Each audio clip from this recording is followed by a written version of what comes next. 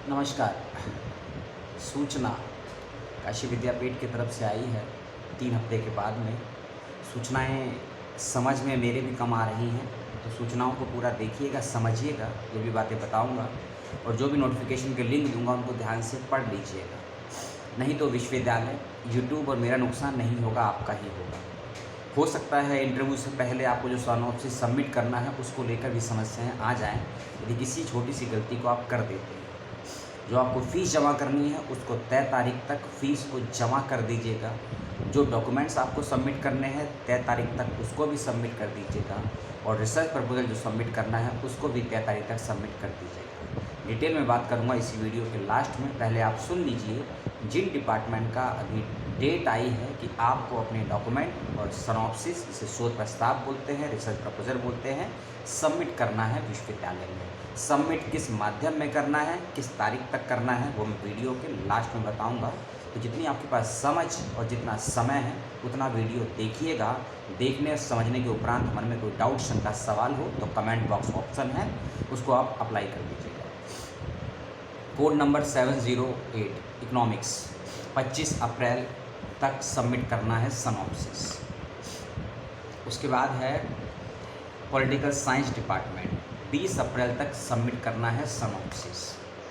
पहले ध्यान से सुन लीजिएगा step by step. Code number 711 मनोविज्ञान विभाग, 20 अप्रैल तक सबमिट करना है सिनॉप्सिस।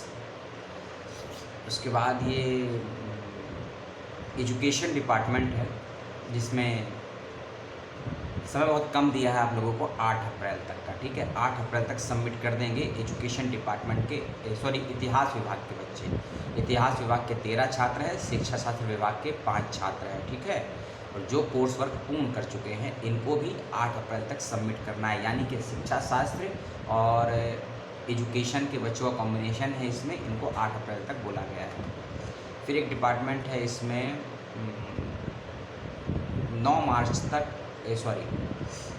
30 अप्रैल तक सबमिट करना है अपना सिनॉप्सिस और शिक्षा शास्त्र, इसका नाम है। शिक्षा शास्त्र पहला भी था, दोनों नोटिफिकेशन में आपको दे दूंगा, उसको पढ़ लीजिएगा। इसलिए मैंने पहले ही कहा नोटिफिकेशन बड़े अंट-संट दिए हैं विश्वविद्यालय। उससे मैं बहुत हूँ, क्योंकि जो मेल कर रहा है विश्वविद्यालय वो संतोषजनक नहीं है।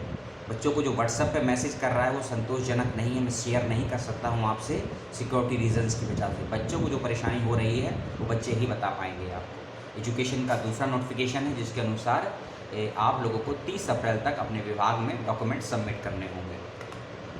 उसके बाद है डिपार्टमेंट मध्यकालीन एवं आधुनिक इतिहास, कोड नंबर 706। इन बच्चों को 23 अप्रैल तक सबमिट करना है। कोड नंबर है 705, 23 अप्रैल तक सबमिट करना है। कोड नंबर है 704, 23 अप्रैल तक इनको भी सबमिट करना है। कोड नंबर बोल रहा हूँ, सब्जेक्ट को आप देखिएगा जाके, इतना तो कर ही सकते हैं आप अपनी तरफ से मेहनत करके। उसके बाद ये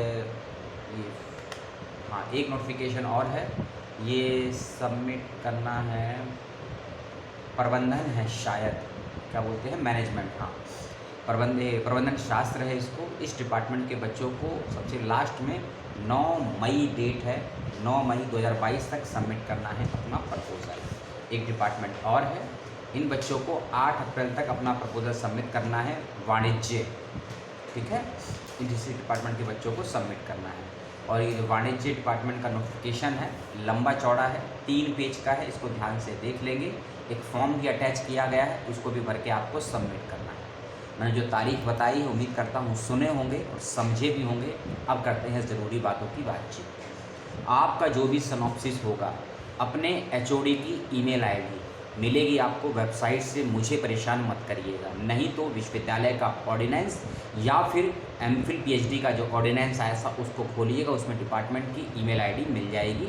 उस ईमेल आईडी पर, खासकर हेड ऑफ द डिपार्टमेंट की ईमेल आईडी पर, जिस भी डिपार्टमेंट में आप हैं अपना रिसर्च प्रपोजल वहाँ पर भेजना है आपको ईमेल के माध्यम से पीडीएफ कॉपी में। इस बात का ध्यान रखिएगा। पहली बात, उस पीडीएफ कॉपी के साथ में आपको अपने कुछ एकेडमिक डॉक्यूमेंट भी अटैच करके ईमेल के माध्यम से भेजने हैं, और कुछ डॉक्यूमेंट आपको बाय पोस्ट के माध्यम से भी भेजने हैं। इन दोनों के बारीक अंतर को समझ लीजिए। और शायद इसके बाद एक वीडियो और बनाऊंगा काशी विद्यापीठ पे, और नहीं बनाने वाला हूँ। प्रशासन मुझे परेशान कर दिया है, जवाब प्रॉपरली देता नहीं है, और आप लोगों को मैं अधूरा जवाब देना अच्छा नहीं लगता है मुझे, ठीक है। अब सुनिए, जो ईमेल में आप रिसर्च प्रपोजल भेजेंगे उसके साथ आप सभी बच्चे जिन्होंने भी किया है आवेदन, चाहे एग्जामिनेटेड कैटेगरी में हो या एंट्रेंस क्वालिफाई किया हो, अपना एप्लीकेशन फॉर्म जो आपने सबमिट किया था उसको भी अटैच करेंगे। पहला डॉक्यूमेंट सिनॉप्सिस के अलावा।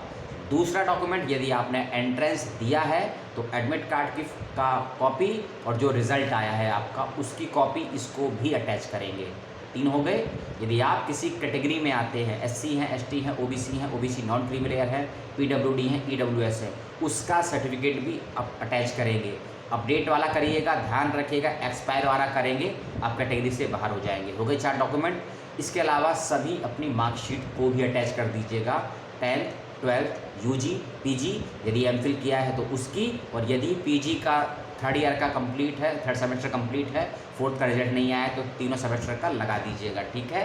यदि आप नेट जेआरएफ है उसको भी अटैच कर दीजिएगा। ये डॉक्यूमेंट आपको ईमेल के माध्यम से अटैच करने हैं सिनॉप्सिस के साथ में।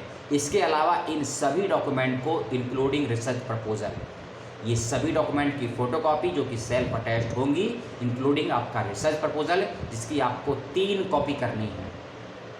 रिसर्च प्रपोजल की 3 कॉपी आपको करनी है, फ़ोटोकॉपी करवानी है, और सभी एकेडमिक डॉक्यूमेंट जो बताए हैं उसको बाय पोस्ट करना है और डिपार्टमेंट के एड्रेस पर आपको भेज देना है। डिपार्टमेंट का एड्रेस आपको विश्वविद्यालय की वेबसाइट से मिलेगा, परेशान मत कीजिएगा फालतू सवाल करके।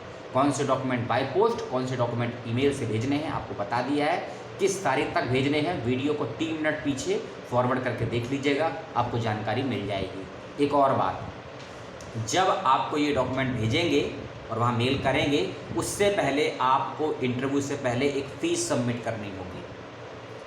अच्छा नियम है, नया नियम मुझे नहीं पता, पहली बार इस नियम को सुन रहा हूँ मैं किसी विश्वविद्यालय में।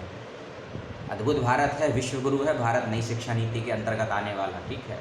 फ़ीस मांग रहा है आपसे, और फीस भी थोड़ी बहुत 100-200 रुपये नहीं मांग रहा है, 500 रुपये की फ़ीस मांग रहा है, हर बच्चे से मांग रहा है, चाहे आपने एंट्रेंस क्वालिफाई किया हो, चाहे आप एग्जामिनेटेड कैटेगरी में हो, ठीक है। यदि आप, और ये फ़ीस आपको जो ऑनलाइन पोर्टल है आपके एग्जामिनेशन का, उस पर जाकर सबमिट करनी है। जैसे आप लॉगिन आईडी डालते हैं, पासवर्ड डालते हैं, आपका पोर्टल खुलता होगा, वहीं पर जाकर और आपको ऑनलाइन माध्यम से ये फ़ीस को सबमिट करना है। यदि आपने सभी डॉक्यूमेंट भेज दिए ईमेल के माध्यम से, आपने सभी डॉक्यूमेंट भेज दिए बाय पोस्ट के माध्यम से, लेकिन आपने यदि फ़ीस को सबमिट नहीं किया तो आपका नाम इंटरव्यू की लिस्ट से काट दिया जाएगा या बाहर कर दिया जाएगा, ठीक है।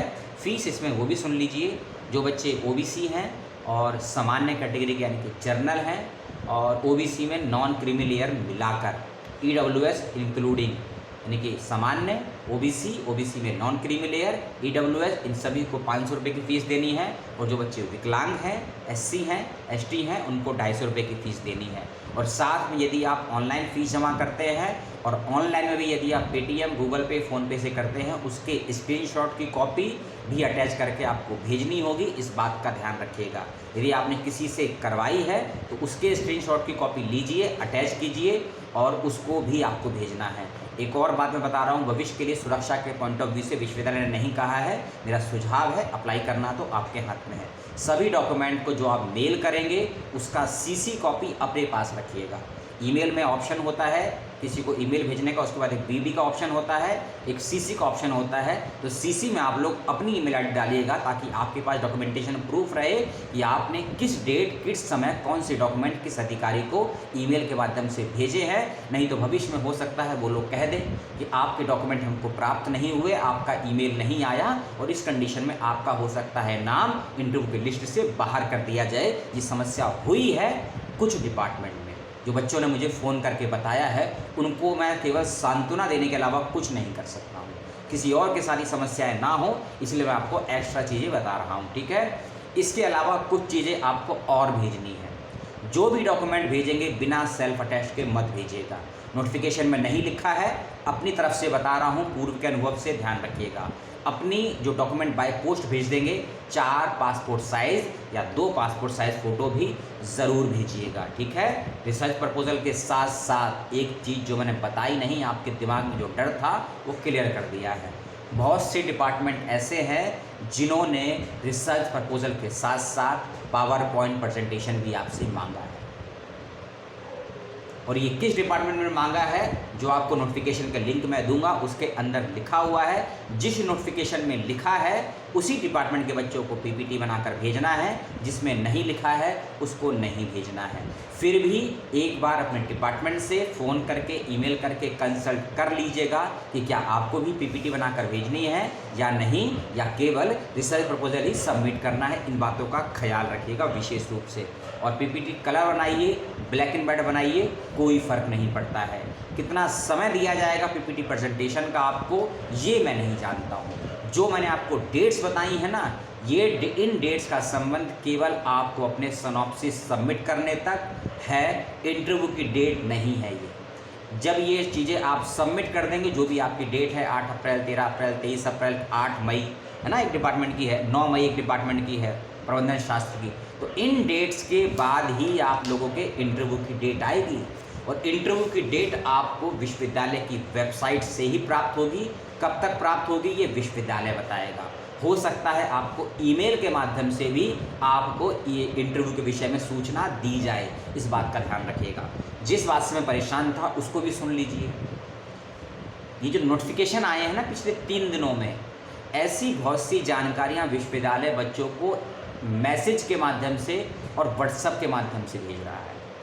अब बताइए, अगर किसी बच्चे के पास फ़ोन नंबर जो आपने अप्लाई किया था फॉर्म भरते वक्त में, वह फ़ोन उसके पास नहीं है, बच्चे के पास, उसके माँ के पास, पिता के पास, दोस्त के पास, वाइफ के पास, हस्बैंड के पास है, तो बच्चे को मैसेज तो मिल नहीं पाएगा। और यदि बच्चे को मैसेज मिल नहीं पाया होगा तो बच्चा तो छूट गया डॉक्यूमेंट सबमिट करने से। और ऐसा ही हुआ है पिछले 3 नोटिफिकेशन के आधार पर। पहली बात, और यदि कोई अधिकारी आपको फ़ोन करके बोलता है कि काशी विद्यापीठ में इस तारीख को आपका इंटरव्यू है, इस तारीख को आपको डॉक्यूमेंट सबमिट करने हैं, विश्वास करने से पहले क्रॉस चेक ज़रूर कीजिएगा विश्वविद्यालय में फ़ोन करके किसी शिक्षक से, अधिकारी से, और उसी शिक्षक या अधिकारी से बात कीजिएगा जिसका रिकॉर्ड, जिसकी जानकारी विश्वविद्यालय की वेबसाइट पर हो। मुझे नहीं पता है कि यदि इतनी जानकारी मुझे छोटे से यूट्यूबर्स को है क्या विश्वविद्यालय के पास नहीं है, और यदि है तो विश्वविद्यालय संज्ञान में क्यों नहीं ले रहा है। और यदि ऐसी घटनाओं से बच्चे प्रताड़ित हैं तो बच्चे शिकायत क्यों नहीं कर रहे हैं यूनिवर्सिटी की ग्रेवियंस सेल में जाकर। ऑनलाइन के भी ऑप्शन है, ऑफलाइन के भी है। हो सकता है आप लोग प्रतीक्षा कर रहे हैं कि कब आपका नुकसान होगा, तब आप उतरेंगे शिकायत करने के लिए। नुकसान से दूसरों को भी बचाइए, खुद भी बचिए। ये 11 डिपार्टमेंट का नोटिफिकेशन था जो मैंने आपको बताया। कितनी बातें आपको समझ में आई, नहीं समझ में आई, ये मुझे आपका कमेंट बताएगा। और कोई बात अगर आपके समझ में ना आई हो पूछ लीजिएगा। और यदि वीडियो पूरा ना देखा हो सवाल मत कीजिएगा। रिक्वेस्ट भी है, आदेश भी है। अगले वीडियो में बात करेंगे जेएनयू की और सीयूट की, और इग्नू ने जो नया ब्लंडर किया है उसकी भी बात करेंगे पीएचडी को लेकर। सारे नोटिफिकेशन तनी 3 तारीख या 2 तारीख नहीं आने थे क्या, योजना है पता नहीं कि आपदा है नहीं, उसकी भी बात करेंगे कल की डेट में। और अपनों का ध्यान रखिएगा। रमज़ान और नवरात्रों की बहुत बहुत सभी को शुभकामनाएं। जय हिंद, जय भारत।